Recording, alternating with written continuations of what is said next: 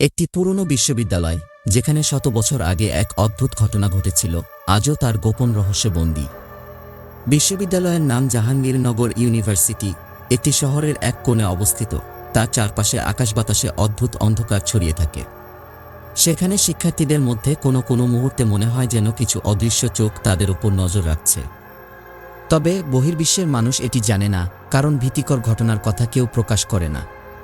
তারা জানে যে কোনো কালো শক্তির ভয়ে বিশ্ববিদ্যালয়টির অতীত চাপা পড়ে গেছে। গল্পের মূল চরিত্র অরুণ, একজন স্নাতকোত্তর ছাত্র, যিনি বিশ্ববিদ্যালয়ের ইতিহাস বিভাগের গবেষণা করছেন। তিনি যখন পুরনো ঐতিহাসিক দলিলপত্র এবং স্মৃতিকথা পড়ছিলেন, তখন একদিন তার হাতে আসে একটি রহস্যময় গ্রন্থ। বইটা ছিল শত বছর পুরনো, কালো চামড়ায় বাধাই করা, যার উপর কোনো লেখাই ছিল না।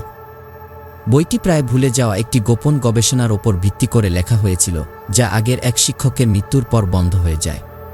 অরুণ গ্রন্থটি খুলতেই এক অদ্ভুত অনুভূতি হলো তার। বইটির প্রথম কয়েকটি পৃষ্ঠায় তেমন কিছু না থাকলেও একসময় সে একটি পৃষ্ঠা পড়তে গিয়ে হঠাৎ থমকে গেল।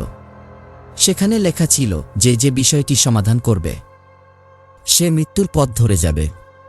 তবে তার আত্মা কখনো মুক্তি পাবে না। এই অদ্ভুত সতর্কীকরণ নিয়ে অরুণের মনে তীব্র কৌতূহল আসলো। তিনি বইটি আরও গভীরভাবে খুঁজতে শুরু করলেন। তারপরের দিনগুলোতে বিশ্ববিদ্যালয়ের পুরনো অধ্যাপক ডাক্তার মধুসূদন তাকে এই বইটি নিয়ে গবেষণা চালাতে পরামর্শ দেন। কিন্তু অরুণ জানতেন না যে এই বই তার জীবনের শেষ গবেষণা হতে চলেছে।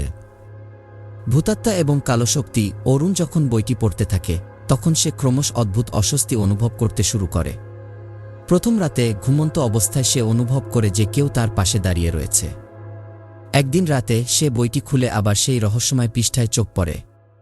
হঠাৎ তার সামনে একটি সাদা মুখ উকি দেয়। মুখটি পুরনো, কিন্তু সেই অদ্ভুত চোখ দুটি যে তার আত্মাকে শুষে ফেলছে। সে চিৎকার করে ওঠে, কিন্তু তখনই জানালা থেকে একটা হাওয়া এসে বইটির পৃষ্ঠাগুলো উড়িয়ে দেয়। তার মনে হয় কেউ তাকে এই বইয়ের মধ্যে ডেকে নিয়ে যেতে চাইছে। অরুণের পরবর্তী রাতগুলো আরও ভয়ানক হয়ে ওঠে।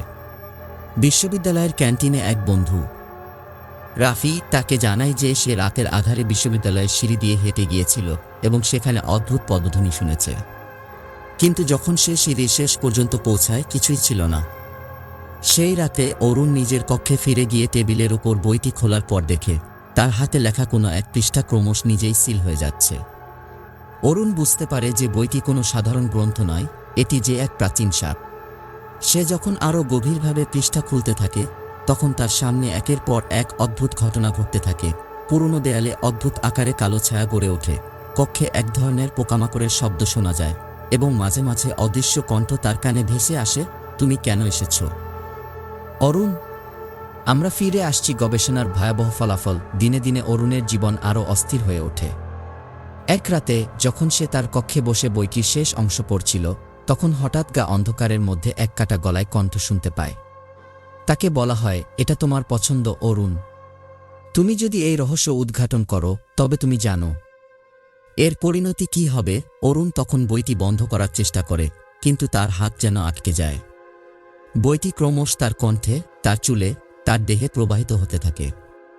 তার শরীরের সব রক্ত যেন শুকিয়ে যাচ্ছে। তার চোখের সামনে এসে দাঁড়ায় পুরনো শিক্ষকের অবয়ব, যিনি মৃত্যুর পরও মুক্তি পাননি। সে বুঝতে পারে সেই শিক্ষকই তার পথ প্রদর্শক, কিন্তু তার পেছনে থাকা কালো আত্মারা তাকে ধ্বংসের দিকে নিয়ে যাচ্ছে।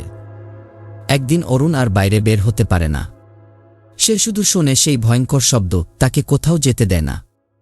তার চেতনা ম্লান হয়ে আসে এবং তখনই সে বুঝতে পারে যে গবেষণার কাজ সে শুরু করেছিল তা তাকে শেষ পর্যন্ত মৃত্যুর দিকে নিয়ে যাবে। বইটি ক্রমশ তার ভেতরে চলে গেছে। তার চেতনাও একসময় হারিয়ে যায়।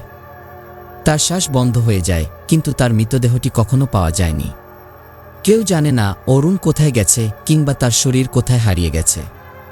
তার বন্ধু রাফি এবং অন্যান্য ছাত্ররা যখন জানল, তারা আরও গভীরে খোঁজ নিতে শুরু করে। কিন্তু তারা যখন সেই বইটির পাতা উল্টে দেখে, তারাও এক রহস্যময় দুনিয়ায় প্রবাহিত হয়ে যায়। বিশ্ববিদ্যালয়ের অধ্যায়টি এবার পরিণতি পায় নতুন এক অভিশাপে, যেখানে কেউ আর একসাথে বসে না, কেউ আর একে অপরের সাহায্য নেয় না, এবং কেউ আর সেই বইয়ের গোপন রহস্যের দিকে ফিরে তাকায় না। গোপন ইতিহাস, ভয়াবহ শক্তি এবং এক অন্ধকার অধ্যায় যেখানে রক্তের কালো দাগ সবকিছুকে আচ্ছন্ন করে রেখেছে, তার ছায়া আজও বিশ্ববিদ্যালয়ের প্রতিটি কোণায় রয়ে গেছে।